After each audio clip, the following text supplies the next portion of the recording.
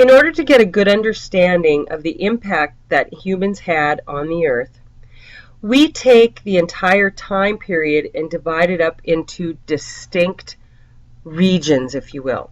The first one I would like to talk about is what we call the period of the hunter-gatherer.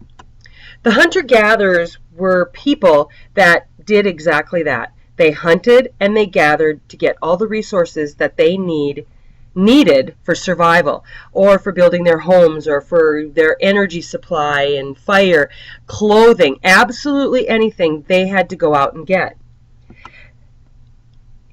Even though their impact was small, they did have an effect on the environment.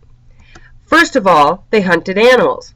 Now this provided the meat, this provided the clothing, and so therefore they often followed the animals. So the impact that they had would be great in a very small area for a period of time, but then they would move on, giving that area, that piece of the environment, a chance to recuperate.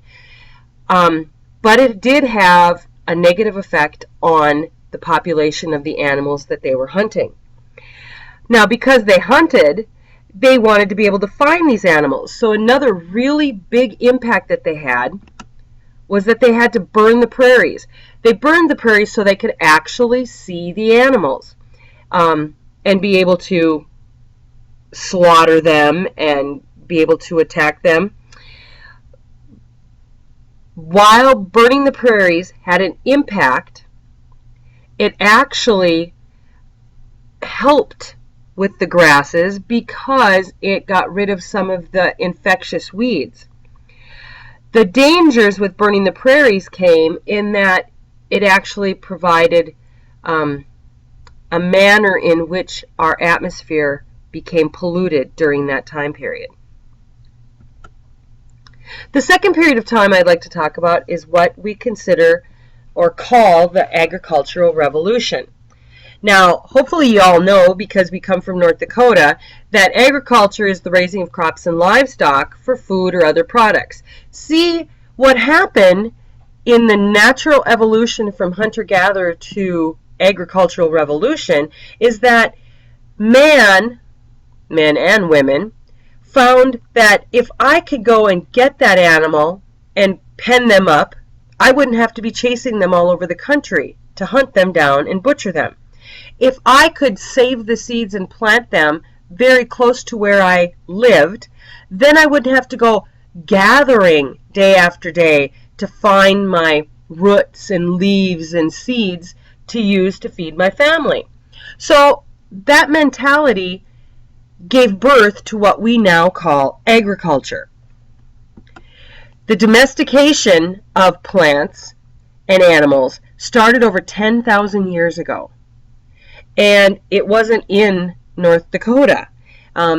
We find that places that grew rice and potatoes actually have a history of agriculture much older than in the United States. This change made such a dramatic negative impact that we call it the agricultural revolution. Because you see, people were not leaving an area and giving it the environment a chance to recuperate. They were staying in an area. Because they were staying in an area, they decided that they would start trading crops. You grow this and I'll grow that, and at the end of the season we will exchange.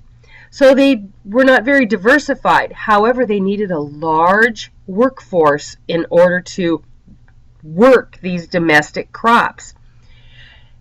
And so they had very large families. Well, this meant that wherever the farm was, that they were growing their crops and livestock, they were actually depleting the resources.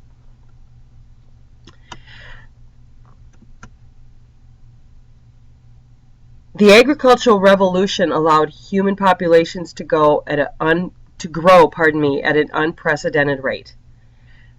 Having extremely large families to work the fields and to take care of the cattle was essential for the success of these people. As populations grew, they began to concentrate in smaller areas, placing increased pressure on the local environments. Not only did it change the environment, the agricultural revolution also changed the food we ate. The plants we grow, and eat today are descendants from what we call wild plants. Now, people would take the seeds from the biggest plants, the best tasting plants, the most aromatic plants, and that is what they would plant in their gardens, in their fields. This is known as artificial selection. Man purposely selected the traits that they wanted to grow in their crops. Because of artificial selection, domesticated plants became very, very different from what we call the wild ancestors. These would be the ones that were grown and just letting Mother Nature take its course. For example, sweet corn, a cob of sweet corn, would today be about 18 inches long at the best. During the hunter-gatherer era, an ear of sweet corn was no bigger than a head of wheat.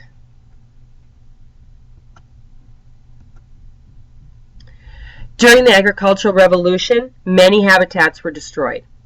They needed a place to grow their crops. They needed a place to graze their animals. So grasslands were dug up, forests were cleared, and wetlands were drained.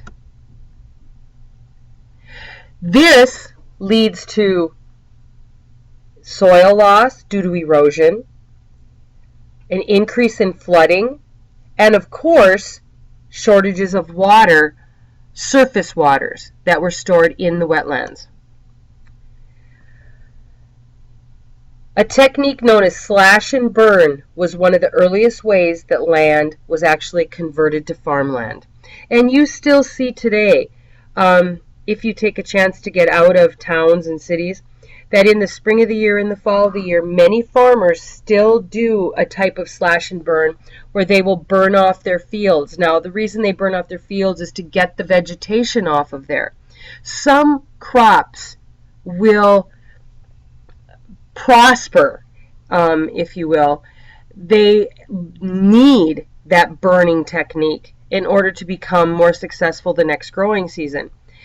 That burning technique is not only used for that purpose, but it is used to put nutrients back into the soil, help decompose and break down, as well as get rid of invasive weeds that raise havoc on their productivity of the crops. The land that was initially farmed, if you do not take care of it, is no longer fertile. And when you have lost the fertility of soil and you cannot grow crops any longer, it is useless. So now we do not have the soil, we do not have a place to grow the crops, and therefore lack of a food supply. The agricultural revolution led into what is known as the Industrial Revolution. I will talk about the Industrial Revolution in the next video.